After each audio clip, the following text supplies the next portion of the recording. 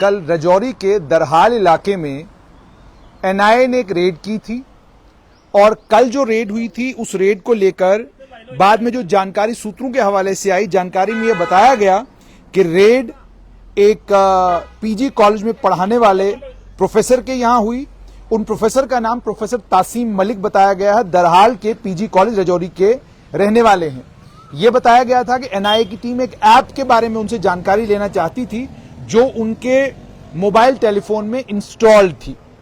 उस जानकारी के बाद साथ में यह भी कहा गया कि कॉलेज के प्रोफेसर चूंकि घर पर नहीं थे, एनआईए ने उनको कहा कि आप जम्मू में जो एनआईए का दफ्तर है वहां पर आप हाजिरी दें। अब परिवार के हवाले से ये खबर आ रही है और परिवार के लोगों ने स्टेट लाइन से संपर्क किया और उन्होंने ये बताया कि कल एनआईए की टीम हमारे घर जरूर आई थी, लेकिन कोई बड़ा तलाशी अभियान हुआ हो ऐसा नहीं हुआ। उन्होंने हमसे पूछताछ की प्रोफेसर साहब को लेकर और उसके बाद प्रोफेसर साहब की फोन पर उनसे बातचीत हो गई और जब प्रोफेसर तासीम मलिक से उनकी फोन पर बातचीत हुई तो एनआईए की टीम ने उन्हें कहा कि आप हमारे दफ्तर आइए, हमने आपसे कुछ सवाल जवाब करने हैं। उसके बाद आज जो जानकारी परिवार से मिली है वो ये मिली है कि आज प्रोफेसर तासीम मलिक एनआईए के दफ्तर गए, वहां पर एनआईए ने उनसे पूछताछ की और पूछताछ के बाद संतुष्ट होने के बाद एनआईए ने जो उनका मोबाइल था और सिम कार्ड जो भी चीजें उनके पास थी वो प्रोफेसर को वापस दे दी हैं। परिवार का साफ तौर पर यह कहना है कि पूरी जिंदगी हमें मेहनत करते हुए हो गई, किसी भी तरीके से ना हमने कभी आतंकवाद का ना कभी अलगाववाद का समर्थन किया है।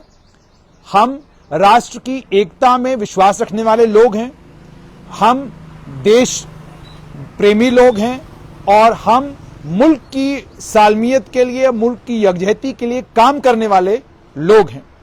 और परिवार के लोगों ने यह भी कहा कि एनआईए हमसे जो जानना चाहती थी, हमने वो जानकारी सारी की सारी उनको दी, क्योंकि हमारा ये मानना है कि अगर देश हित में कोई चीज हो रही है और उसमें हम भी कुछ कंट्रीब्यूट कर सकते हैं तो हम कंट्रीब्यूट जरूर करना चाहेंगे। उन्होंने ये भी कहा कि एनआईए ने जब प्रोफेसर तासीम मलिक को बुलाया तो आज सुबह भी परिवार ने उनको फोन करके ये कहा कि आप अभी घर पर क्यों हैं, आप फौरन जाइए और अगर आपको बुलाया गया है और कोई जानकारी एनआईए आपसे चाहती है वो जानकारी आप एनआईए को दीजिए, ताकि आप एनआईए जो भी कोई छानबीन कर रही है किसी भी मामले में उसमें अगर कोई भी आपका योगदान हो सकता है वो योगदान आपको जरूर देना चाहिए। और उसके बाद ये भी मैं स्ट्रेट लाइन के माध्यम से आपको कंफर्म करूं कि प्रोफेसर तासीम मलिक का भी टेलीफोन कॉल स्ट्रेट लाइन को आया और उन्होंने कहा कि मैं एनआईए के दफ्तर में गया और उन्होंने मुझसे जो कुछ पूछताछ करनी थी वो मेरा और एनआईए का मामला, लेकिन उसके बाद उन्होंने मुझे कहा है कि आप घर चले जाएं। तो इसका मतलब साफ तौर पर यह कि एनआईए ने उनसे पूछताछ की और परिवार का ये जो साफ तौर पर यह कहना है कि अगर एनआईए की छानबीन में, एनआईए की पूछताछ में वो किसी भी तरीके से कोई मदद या कोई सहायता कर सकते हैं तो परिवार जरूर करना चाहेगा। लेकिन परिवार ने साथ में यह भी कहा कि उन्हें एक उम्र और एक पूरी उम्र उनकी खत्म हो गई इज्जत कमाने में, पूरी उम्र उनकी खत्म हो गई रोजी रोटी ईमानदारी के साथ कमाने में। उसके बाद जब एनआईए की टीम की छापेमारी होती है, उस छापेमारी में अगर आपका नाम अखबार में आता है या उसके बाद मीडिया में आपका नाम आता है तो समाज इसको अच्छे तरीके से नहीं देखता है। हम समाज में चलने फिरने वाले लोग हैं और समाज के लोग हमको बहुत अच्छे तरीके से जानते हैं, तो इन तमाम चीजों का ख्याल रखते हुए हमने चाहा कि हमारी बात भी लोगों के बीच में चली जानी चाहिए और हम ये भी साफ करें कि एनआईए की टीम आई थी, उन्होंने हमसे क्या कुछ पूछा और उसके बाद प्रोफेसर साहब से भी बातचीत की गई और प्रोफेसर साहब को भी जो कुछ उनसे पूछा गया वो उन्होंने बताया और उसके बाद उनसे बिल्कुल सेटिस्फाई होकर ये परिवार का कहना है एनआईए ने उनको कहा कि आप घर वापस चले जाएं। आपने देखा होगा कि एनआईए ने बहुत सारी जगहों पर छापेमारी की।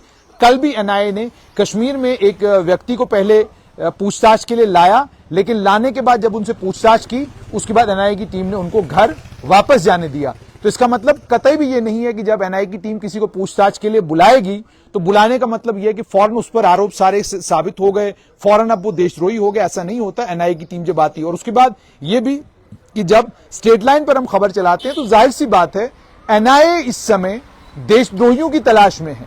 एनआईए इस समय उन व्हाइट कॉलर आतंकवादियों की तलाश में है जो व्हाइट कॉलर आतंकवादी समाज के उस वर्ग में बैठे हुए हैं जिस वर्ग को लोग एक अलग नजर से देखते हैं और उस वर्ग में बैठकर वो आतंकवाद की और अलगाववाद की मदद करने की कोशिश कर रहे हैं। उस सब का भांडाफोड़ करने की एनआईए कोशिश कर रही है। जब एनआईए कोशिश कर रही है तो इसका मतलब यह हो गया कि अगर 50 लोगों से पूछताछ की जा रही है तो सभी आरोपी हैं, ऐसा नहीं है। 50 में से 10 लोग हो सकता है मासूम भी हो, 20 लोग मासूम भी हो, लेकिन 30 लोग आरोपी भी हो, या मान लीजिए 40 लोग हैं बिल्कुल आरोपी नहीं है लेकिन 10 लोग आरोपी हैं, यह भी संभावना है। लेकिन एनआईए इस मामले में अभी भी काम कर रही है और अगर आगे कोई भी जानकारी एनआईए के सूत्रों के हवाले से हमें मिलेगी वो जानकारी भी आप तक साझा जरूर करेंगे, लेकिन एक प्रोफेशनल और टेक्निकल तरीके से और टेक्निकल एविडेंस की बुनियाद पर एनआईए काम कर रही है। और आप देख सकते हैं कि जहां पर एनआईए को लगता है कि वाकई यहां पर पूरे हमारे पास सबूत हैं तो वहां फौरन एफआईआर भी लगती है और शख्स को गिरफ्तार भी किया जाता है। लेकिन जहां नेशनल इन्वेस्टिगेटिंग एजेंसी को यह लगता है कि यहां सिर्फ पूछताछ करके और ये इस आदमी का इसमें कोई लेना देना नहीं है, इससे कोई गलती हुई है या कोई ऐसी चीज हो गई है जो इसकी नॉलेज में नहीं है, वहां पर एनआईए जो है ज्यादा परेशान भी नहीं करती, फौरन जो है जिन लोगों को डिटेन करती है उन्हें वापस भी भेज देती है। ऐसा देखने को मिल रहा है। आज सुबह पुंछ में भी इसी तरह का एक इंसिडेंट हुआ। पुंछ में सुबह कॉर्डन एंड सर्च ऑपरेशन एक इलाके में हुआ है। अब यह अचानक कॉर्डन एंड सर्च ऑपरेशन क्यों हुआ, तो जानकारी यह मिल रही है, कुछ लोगों ने कहा जी हमने संदिग्ध 2 लोग देखे और अब वो संदिग्ध हथियार लेकर थे, खाली हाथ थे, कहां नहीं थे। इस सब पर बात करने के लिए मेरे साथ हल्ला बोल के editor in chief Jamrud Mughal हैं। जमरूद जी, मुझे सबसे पहले ये बताइएगा, ये जो सुबह cordon and search operation Poonch में हुआ है, आनन फानन में, वजह क्या बनी, क्यों हुआ ये cordon and search operation? Junaid साहब बहुत शुक्रिया। मैं आपको थोड़ा सा इस कॉर्डन से पहले आपके 2 मिनट लूंगा सिर्फ। जो तारुफ में आपने एनआईए की रेड्स का जिक्र किया, वो रेड्स पुंछ में भी हुई है। जी। और आपका ये प्रोग्राम इसलिए भी बहुत अहम हो जाता है कि जो आम लोग ये समझते हैं कि एनआईए की कहीं रेड हो, इसका मतलब है वो दहशतगर्द है।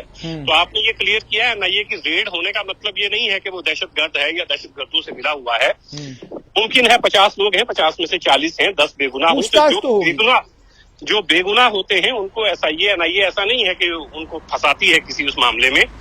वो जो बेगुनाह है वो बच जाता है और जो गुनहगार है उसको फंसना चाहिए और वो फंसते हैं। क्योंकि आज आपने बात की, रात को 1:30 बजे पुरानी पुंछ एक इलाका है हमारा, जो यहाँ शहर का सबसे पुराना शहर है, उस मोहल्ले को कहते ही है पुरानी पुंछ। जी।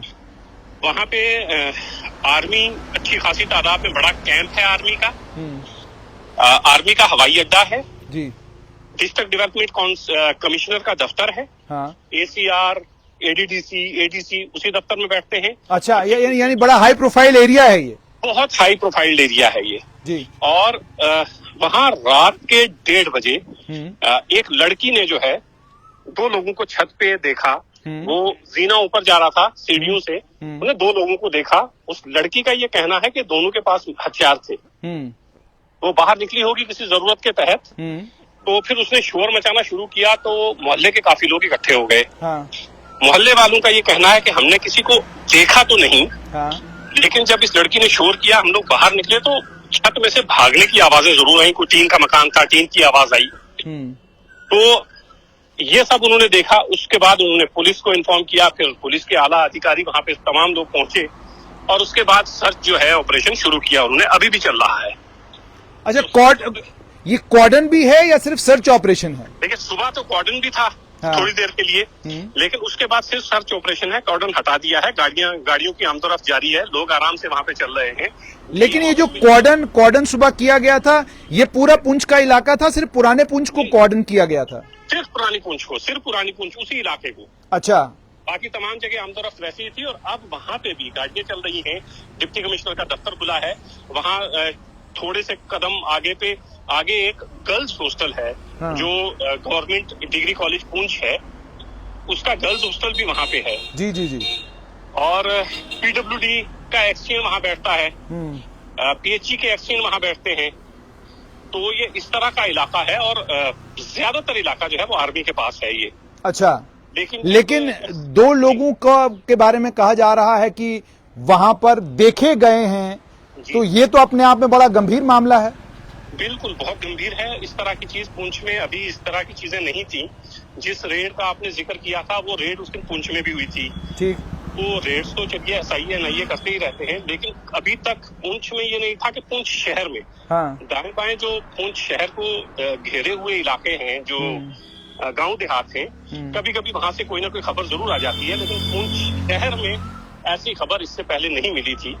तो ये एक परेशान करने वाली बात तो है ही है, खासतौर से हमारी जो पुलिस और आर्मी है उसको परेशान करने वाली बात है। लेकिन आर्मी या पुलिस हो तो वो अपने तौर पे ये कोशिश कर रहे हैं कि किसी न किसी तरीके से उन लोगों तक पहुंचा जाए, कौन लोग थे, क्या थे। लेकिन रात को 1:30 बजे अगर कोई किसी की छत पे है और वो लड़की जिसने उनको देखा, उसका ये कहना है कि उनके हाथ में हथियार भी थे, ये परेशान करने वाली बात तो है ही है। लेकिन हैरानगी की बात तो ये है जमरूद साहब के, जहां पर भी इससे पहले जानकारी दी गई कि जी हथियारबंद लोग देखे गए, हमने फलां जगह देखे, लेकिन कभी ये हथियारबंद लोग पकड़े नहीं जाते, ये रफू चक्कर हो जाते हैं, गुम हो जाते हैं। ये बड़ा हैरान करता है कि भाई अगर वो निकले हैं किसी इलाके से तो क्या लोगों ने देखा नहीं उन्हें? एक छत से निकले होंगे, फिर किसी गली से गए होंगे, किसी मोहल्ले से गए होंगे, ऐसा तो नहीं है कि आसमान में उड़ गए सीधा। तो मतलब ये हैरान करता है कि कोई तो और भी होना चाहिए था, 4 शख्स होने चाहिए थे जो ये बताते कि जनाब हमने उनको आते जाते देखा। हाँ, ये बिल्कुल आप ठीक कह रहे हैं जुनैद भाई, सिर्फ एक लड़की का ये बयान है। अब इसमें ये नहीं है कि हम ये नहीं कह सकते कि लड़की जो है वो झूठ बोल रही है। मुमकिन है कि दहशतगर्द ही हूँ, मुमकिन है कोई चोर उचक्के हूँ। हाँ। तो इस तरह की चीजें, चूंकि बाकी लोगों के जो बयान है उनका ये कहना है कि हमने देखा नहीं है उनको। क्योंकि यहाँ जो अधिकारी हैं उनसे मेरी बात हुई, मैंने उनसे पूछा तो उन्होंने कहा बाकी लोगों का ये कहना है कि हमने भागते हुए छत की, चूंकि वो टीन का वहां पे कोई छत वत था, आवाज जरूर सुनी कि लोग भागे हैं, लेकिन हमने देखा नहीं उनको। लड़की का ये कहना था कि हमने देखा है। तो ये परेशान तो करती ही है बात। यहाँ से जुनैद में एक चीज आपको और बताऊं, पुरानी पुल से चंद कदम के फासले पर एक पुल है, बताड़ नाला। हाँ। तो वहां से जो उस तरफ का इलाका है वहां पे बॉर्डर बहुत ज्यादा दूर नहीं है। अच्छा जी, तो यानी LOC बिल्कुल करीब है। LOC बिल्कुल करीब है, और ये वही इलाका है जहाँ से ट्रेड, हमारी जो किसी जमाने में ट्रेड थी ना, हाँ, ये वही इलाका है। यानी आप ये चक्कादा बाग के इलाके की बात कर रहे हैं?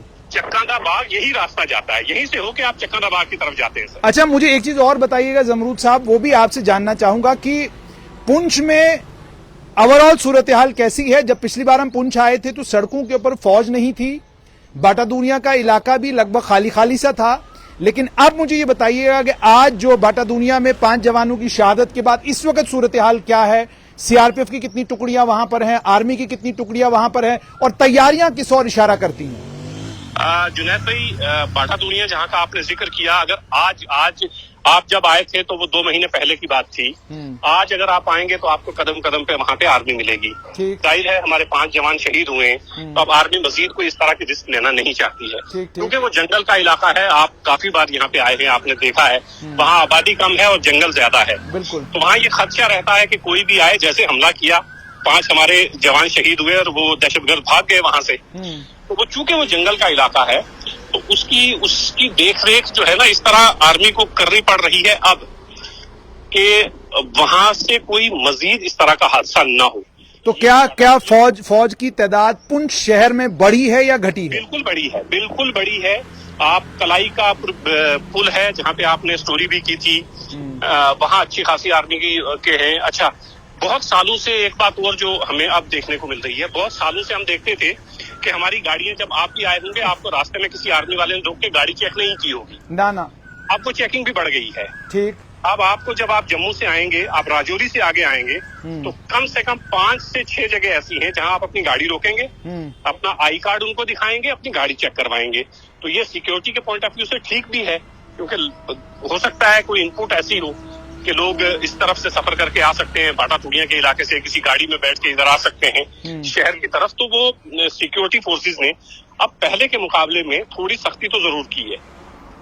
बहुत शुक्रिया जमरूद साहब।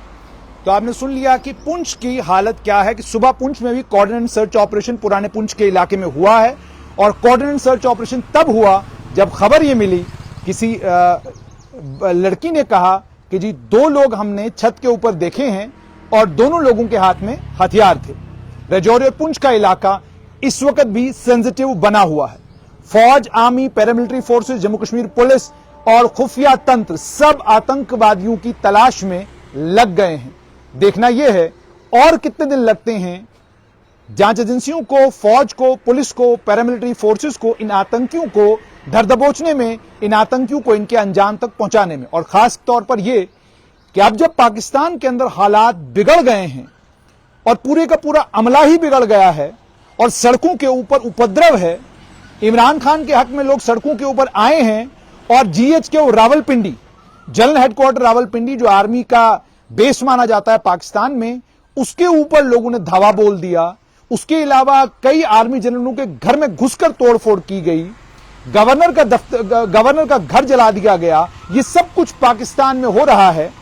खुफिया तंत्र का यह मानना है कि पाकिस्तान इस वक्त कोई भी बड़ी शरारत या कोई भी बड़ा हंगामा कर सकता है ताकि उसके अंदरूनी हालात से जो अटेंशन इस वक्त पूरे का पूरा दुनिया का है वो किसी और तरफ चला जाए। लेकिन हमारी फौज और जांच एजेंसियां बिल्कुल सतर्क हैं और कोई मौका नहीं दिया जाएगा आतंकियों को बच निकलने का।